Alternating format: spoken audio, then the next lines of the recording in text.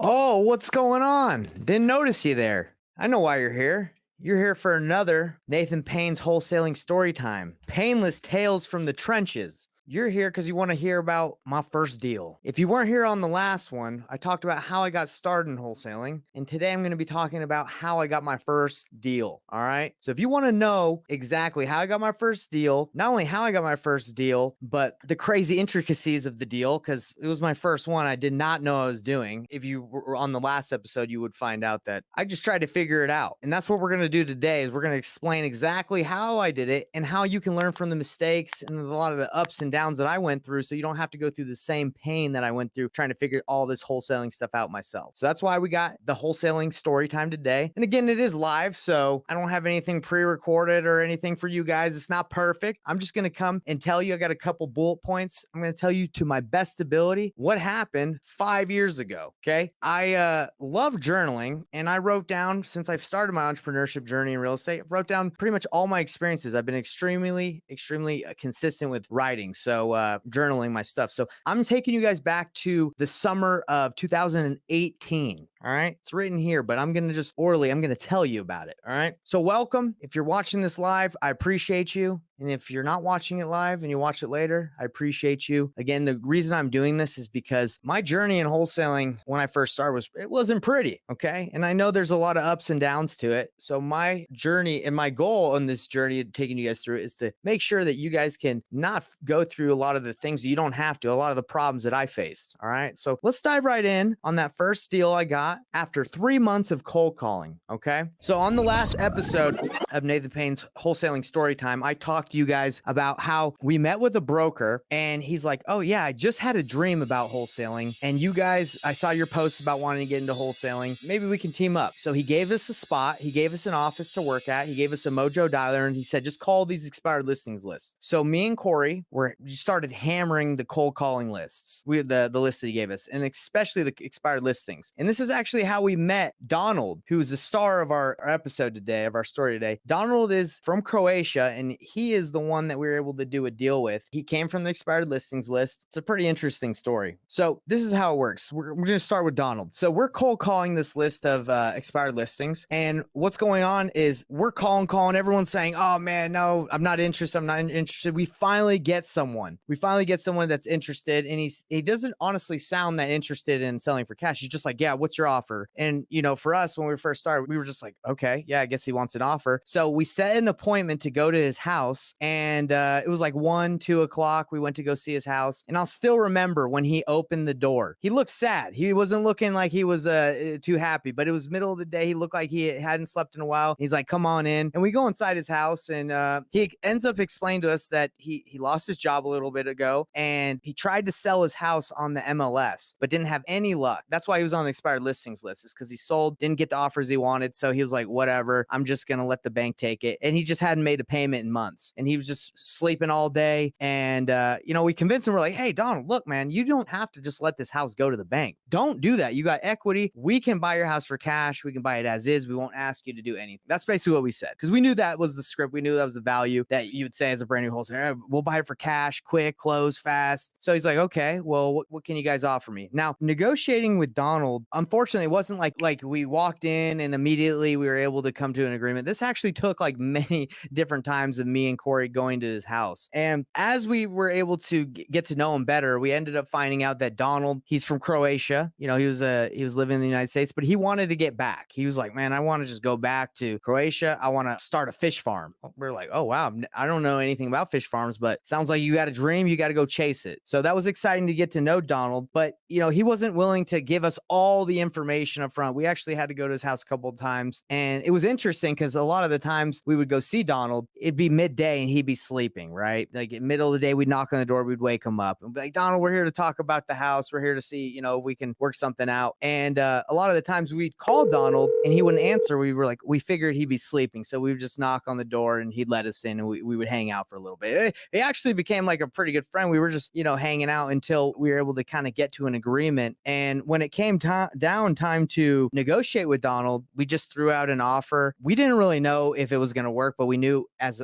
brand new wholesalers, you just got to get it low. So we offered low. We offered 185, which we felt was low. And he agreed. He's like, okay, all right, sounds good. When can we close? We set it out for like 2 weeks. So as brand new wholesalers, we had just done the first step of what we've been taught. Just find a deal. That's what we had been taught at the time. That's what most people get taught, which I'm not an advocate for just putting stuff under contract when you don't know if you can sell it, as you're going to find out in this story of like the bad things that can happen. But we got it under contract, and now we were like, well, we got to find a buyer. We have to find someone, and we had no clue how to find a buyer whatsoever. And it was a big struggle. It was a very big struggle to find a buyer for this deal because, again, we had no idea what to do. So what ended up happening is the broker who we had worked with that had let us work in the office, that gave us the Mojo dialer and the desks and the place to work. He's like, hey, why don't we send out your deal to all the real estate agents in the state of Utah? We'll just say, hey, look, wholesaling this deal, who has a cash buyer? And he blasted out to thousands of real estate agents, and which is not a good idea. We later found out. He ends up sending out this deal to all the agents, and we start getting tons of calls of agents being like, yeah, can we send our buyers, our families that want to buy the house through? And we were getting a lot of people that weren't cash buyers. There were agents that had families that wanted to buy, and we were looking for cash buyers because we couldn't get a loan on this property. It wasn't in good shape. We needed a quick close. So the agents didn't know what we were doing. And we ended up like a couple days later getting a call from the board of realtors. I didn't know what the board of realtors was, but they called and they said, you need to come to the office. We need to talk to you. So I'm a little nervous. And me and Corey are nervous. I don't know what the board of realtors is. So we go and we sit down with some guy in a suit, and he's like, do you mind if I record this conversation? And I'm looking at my business partner, Corey. I'm like, probably not. Like, I don't know. Sure, go ahead. So the guy puts a tape recorder on the table and starts recording, and he just starts asking us questions about what we're doing with the deal. And we just tell him, hey, man, we're trying to sell this deal. And, what ended up happening is they were just like, hey, you can't do that. You're not licensed. Even though there's no law or no rules at the time and still aren't, they were just trying to scare us. Nothing happened. They let us go. They probably looked at us and were like, hey, these guys aren't going to make it far. They don't know what they're doing. But anyway, the board of realtors, they tried to scare us, whatever. We definitely did not blast out deals to every real estate agent in the state of Utah after that ever again. But what ended up happening next is, as we were looking for buyers, we were getting agents that would say they had cash buyers. So we were scared that if any buyer that we brought, agent or buyer, that they would talk the seller. This is how stupid we were back in the day, that we were that nervous. But it's maybe something that everybody faces. They're scared that they're going to lose the deal and that the buyers are going to talk the seller and be like, oh, hey, this guy's wholesaling, or hey, just work with me and cut this guy out. So we were scared of that. So we asked Donald every time we had to show the house. We were like, hey, Donald, you mind taking your dogs to the dog park? We'll call you in to come back after the showing. We'll just let you know. We don't want you to get bothered with all this. And this happened like 2 or 3 times that we asked him to go to the dog park. And after 30 minutes, 40 minutes, 5 minutes, he'd call, hey guys, can I come back? The dogs are tired. Yeah, come on back. And we'd be done. But now, knowing what I know now, you don't have to send anyone out of the house. That's so dumb. But again, there was the mindset of like, we didn't know what we were doing. We were scared. So we ended up finding a buyer on one of the Facebook groups, the real estate Facebook groups in Utah. And his name was Roger. And he's like, I'll buy the house. And guess what? He ended up offering exactly what we had it under contract for. He offered 185. And we're like, oh, can you pay a little bit more than 185? That's what we got it for. He's like, nope. So at this moment, we got to freaking renegotiate. I've never renegotiated a real estate deal at this point. So we just sat down with Donald and we said, hey, Donald, we offered the wrong price. We can't buy it at 185. We're going to have to renegotiate. And he's like, well, what's the price, guys? And we're like, 180. He's like, okay, sure. And we're like, oh, okay. All right. So we re-signed an agreement. And this is what he told us after he did this. He's like, after we signed and did the agreement, he's like, do you know the other day someone came to my house, another investor came to my house and came in and started talking to me about the house. And I told him I was already under contract with you guys. And the investor, this is what Donald told us. He said, the investor said, I will buy your house for cash right now. And Donald's like, what are you talking about? The guy goes to the bank, gets $40,000 of cash, and he comes back and he lays the cash on the table. It was like 40 or 80,000, something stupid. He lays the cash on the table and he says, I'll buy your house right now. Here's cash. And Donald's like, no, I'm under contract. Plus, the house was worth way more than $80K. I don't know what that investor was doing, where they thought they just laying $40,000 of cash. Like, he owed more than $120,000 on the mortgage. So, like, I don't know what that investor was doing, but he laid cold hard cash, according to Donald, on the table. We actually ended up finding out who that investor was. It was one of my mentor's brothers who didn't know what he was doing. And that's a story for another time in the future as we go deeper into the story. But imagine just laying cold hard cash cash to his son and be like, I'll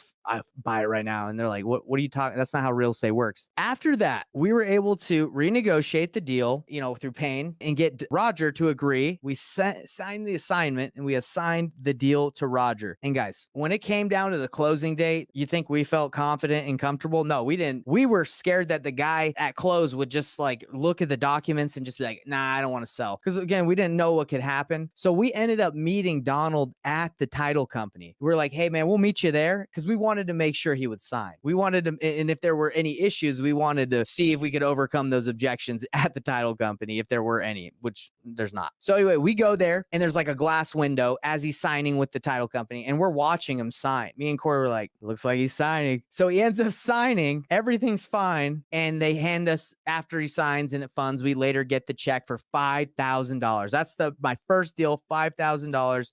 I felt great. Now, $5,000 is not a lot, but it was the proof of concept that made it exciting about this deal. We were like, oh, this is real. And it was crazy because, like I said, $5,000 not a lot after 3 months of work, and we had to split the deal with me and Corey. Anyway, it was a proof of concept, and we were excited to get it done. And add a cherry on top of all that, everybody, Donald, as he was moving back to Croatia, he had a bunch of stuff at the house. And I don't want to say cheapskate, but I was born like, hey, if something's free, go get it. Like I grew up like, hey, I liked going to thrift stores growing up. I liked doing all that. So when he left, he's like, hey, you can have pretty much anything here. And I was like, word? For real? And I had just moved into a house like, a couple minutes away. And, I didn't have a lot of shovels or garden tools or any of that. And he had a ton of that stuff. So I went over there, picked up a bunch of shovels, a bunch of rakes and hoes and whatever. And I just grabbed whatever I could that I thought was valuable. And I don't do that anymore. That was a cool thing for me to do back in the day. I thought it was fun. It was like a treasure hunt that you could go and get stuff from people's houses if they left and it was good. All right. So anyway, that was the cherry on top. And guys, look, as I reflect on this, there's a lot of lessons learned that you guys don't need to like learn if you just learn from my mistakes. First of all, we locked up this deal at the wrong price because we didn't know what a deal was. We just didn't know. We just threw out a random number. Don't do that. You should know what your properties are worth. You can do a quick analysis.